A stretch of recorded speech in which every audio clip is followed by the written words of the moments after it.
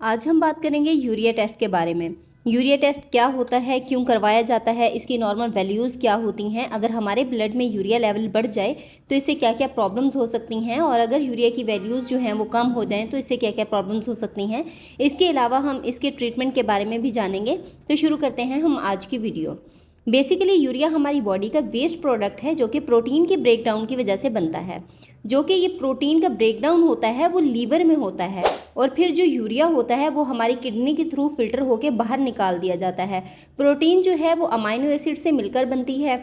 इसी तरह amino acid के ब्रेकडाउन से अमोनिया बनता है, और फिर अमोनिया जो है वो यूरिया में कन्वर्ट हो जाता है। और अगर देखा जाए तो अमोनिया बहुत ज़्यादा टॉक्सिक होता है यूरिया के कंपेयर में, जबकि अमोनिया और यूरिया दोनों ही टॉक्सिक मटेरियल्स हैं।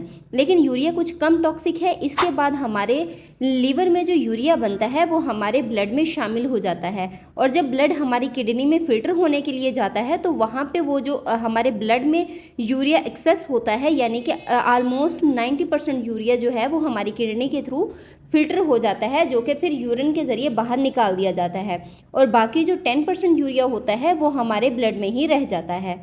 सीरम यूरिया टेस्ट जो होता है उससे ये पता लगाया जाता है कि हमारे ब्लड में यूरिया जो है वो फिल्टर होने के बाद कितनी अमाउंट में बाकी रह गया है।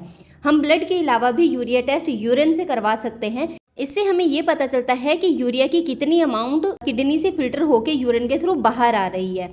ये दोनों टेस्ट हमारी किडनी की वर्किंग को चेक करने के लिए किए जाते हैं कि हमारी किडनी जो है वो ठीक तरह से काम कर रही है या नहीं कर रही।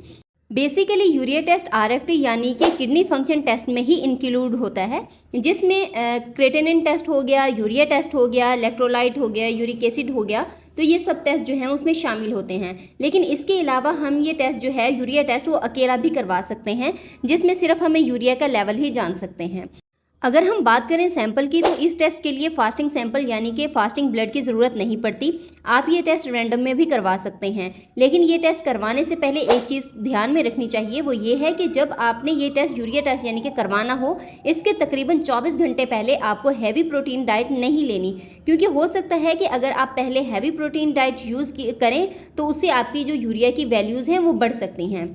अब हम यूरिया की नॉर्मल वैल्यूज़ देख लेते हैं। यूरिया की वैल्यूज़ हमारे ब्लड में 20 से 45 mg पर DL तक नॉर्मल मानी जाती हैं। अब अगर यूरिया 45 से ज़्यादा होगा तब भी प्रॉब्लम है, और अगर 20 से कम होगा तब भी प्रॉब्लम है।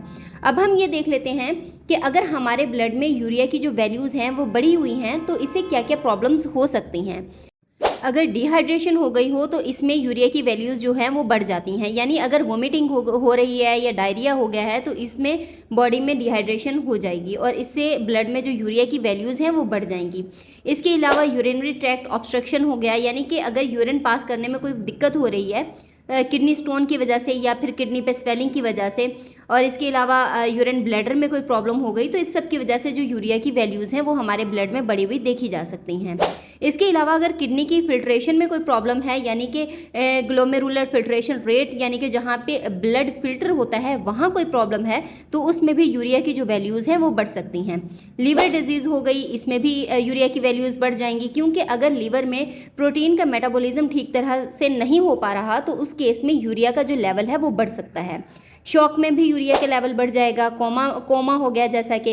इसके अलावा अगर इंटेस्टाइनल ब्लीडिंग हो रही है या फिर आंत में कोई स्वेलिंग वगैरह हो गई है तो इससे भी यूरिया की वैल्यूज़ जो हैं वो बढ़ जाएंगी। अगर किसी की बॉडी किसी एक्सीडेंट में जल जाए तो इससे भी यूरिया की वैल्यूज़ जो हैं वो बढ़ जाती हैं। अगर कोई पेशेंट ज़्यादा प्रोटीन वाली डाइट ले रहा है तो उससे भी यूरिया की जो वैल्यूज़ हैं वो बढ़ जाएंगी, क्योंकि यूरिया जो है वो प्रोटीन के मेटाबॉलिज्म से ही बनता है, तो इसलिए ज़्यादा प्रोटीन ली जाएगी तो उसके मेटाबॉलिज्म के बाद ज़्यादा यूरिया बनेगा। अगर हमारी किडनी ठीक तरीके से काम नहीं कर रही तब भी यूरिया की जो वैल्यूज़ हैं वो बढ़ जाएंगी हमारे ब्लड में।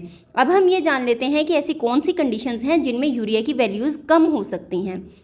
ओवर हाइड्रेशन हो जाए, यानी कि ज़्यादा पानी पी लिया जाए, तो इस कंडीशन में भी जो यूरिया का जो लेवल है वो कम हो जाएगा। ज़्यादा पानी पीना प्रॉब्लम का हल नहीं होता, बल्कि राइट अमाउंट में पानी पीना चाहिए। इसके अलावा अगर लीवर फेलियर हो जाए तो इसमें भी यूरिया का जो लेवल है वो कम हो जाएगा, क्योंकि फिर प्रोटीन का ब्रेकडाउन नहीं हो पाएगा, तो इसलिए यूरिया की वैल्यूज़ जो हैं वो कम हो जाएंगी।